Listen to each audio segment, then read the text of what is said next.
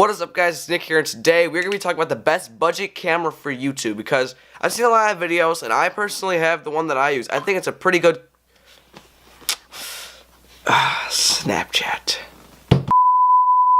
What's up, everybody? It's Nick here, and today I'm talking about the best budget camera for starting off YouTube because, not gonna lie, shopping for cameras can be quite scary because you see a bunch of the high ones, they're like $1,000. But today, talk about the budget ones. Let's go.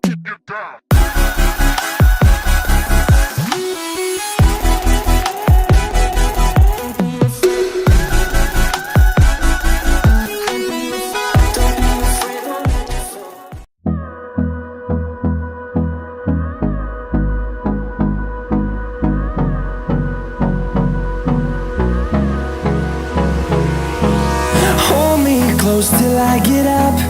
Time is barely on our side. I don't wanna waste what's left. The storms we chase are leading us, and love is all we'll ever trust. Yeah, no, I don't wanna waste what's left.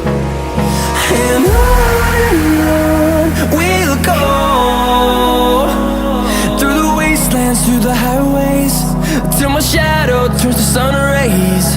And on we'll go, through the wastelands. So the camera I'm talking about is the Canon PowerShot SX60HS, which is the camera I've been using for a little over a year now, and I am very, very satisfied with it. It's really great beginning camera. So this camera has a 16 megapixel sensor. It does 1080p 30 and 60 frames a second. It does 720p 30 FPS and does 480p 30 frames a second. Not really sure what the 480p is for. I mean, I'm not really sure.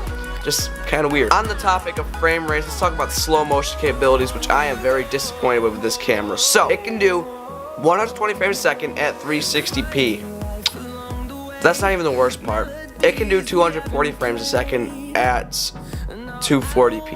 Yeah, it's pretty bad. I don't know why they didn't implement that. Waste of time and money. No one's gonna use that slow motion. They could have at least done 720p 60 FPS slow motion. Not really sure, but whatever. That's what I would have done. Not waste the time to do that, but whatever. And this isn't even an old camera. This is a 2014 camera. It came out in 2014 by Canon. Refurbished. It's $350 on their website. Now this camera has great photo and video capabilities and good lighting. So the current settings I'm on is my shutter speed's 1/60th, my f-stop's 3.4, and my ISO is 640. So that's pretty decent. I have my light here on my light stand. You guys saw the lighting video. And in decent lighting conditions, this camera will work perfectly. But this is definitely not a low light camera. If you go into lower lighting conditions, this camera will not perform the best. It'll look grainy kind of, and you just won't be able to see a lot. The ISO only goes up to 1600 in video mode, and the shutter speed only goes to 1/8, and the f-stop only goes down to 3.4. So, I mean, not a low light camera, but if you're using it like me for like vlogging in daylight, and like doing a sit down video like this, or doing photos in daylight, or in the flash is pretty bright on too, you should be good. Alright, let's talk some photography terms with this thing. So long exposure. This thing goes up to 15 seconds of long exposure, which it's okay, but if you get like a top line DSLR, you can have it so you can have a remote and hold down the shutter so the shutter stays open as long as you need it to, okay? It's pretty cool. And when you get high speed, it goes to 1/2000 shutter speed, which is 3.8 frames per second. So in high speed shooting, you know, not the best. So if you're a sports photographer, well, first of all, if you're a sports photographer, you wouldn't get a camera like this. But I mean, if you're doing something like maybe you're shooting your kid's soccer game, you're doing high-speed shooting, this camera will not be the best for that. This camera has really good stabilization. So I realized the first year of me using this camera, I never had this stabilization on. Like literally, I had no stabilization on the camera. Like it was just me holding the camera. That was the stabilization, my hands. But now with stabilization on, ooh, this is so good. Like I can zoom in and it'll barely shake, like all the way, 65 optical zoom, and it will barely shake at all. Speaking of zoom, let's talk about the zoom capabilities. So this camera, this is where it starts to get good. Because I know the other specs didn't seem the best, but this is what sells the camera. It has 65 optical zoom, and it is really, really good. Like it can zoom in so freaking far.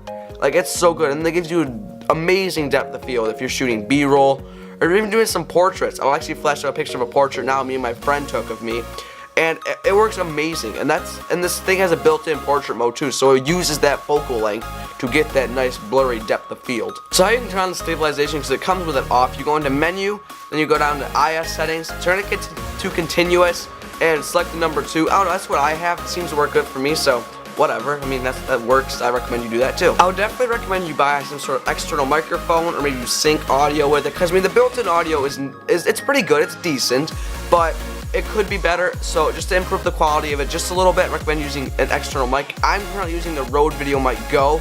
I used to sync the audio with my Blue Snowball Ice, so it worked fine. It looks good.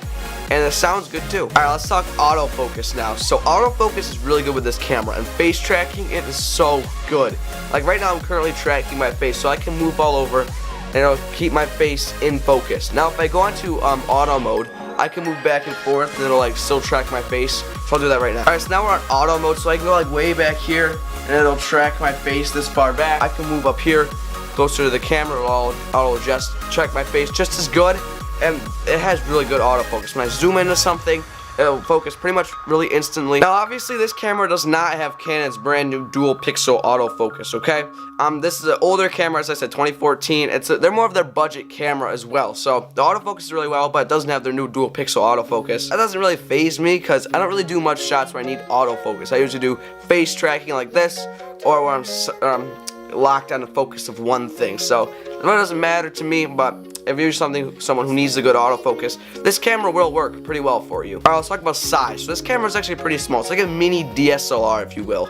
The lens is pretty small, and the camera itself is really, really small. And it's really good for traveling. So if you gotta travel vlogging, you travel photos, if you do anything where you travel a lot and you need a camera, just take the occasional photo or video, this camera will work really, really well for you. It takes the standard SD card, nothing like a CFast card, micro SD. Standard SD card, so it'll work with any SD card that you already have. Okay, so I think that's pretty much going to end out the video here.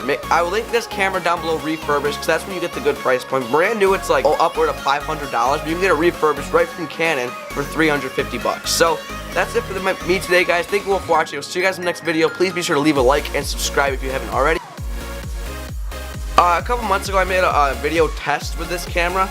I did it on 1080p 60 FPS. I recommend you put it on 30 FPS, but make sure to go watch that video if you want to see how it actually performs. I record all my videos with it, so if you want to use that as a bookmark. But if you want a different environment, so I went around my house, went around my yard, did nighttime. You know, I recommend you go watch that video.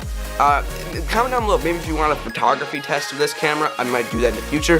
Thank you all for watching, as I said. See you guys later.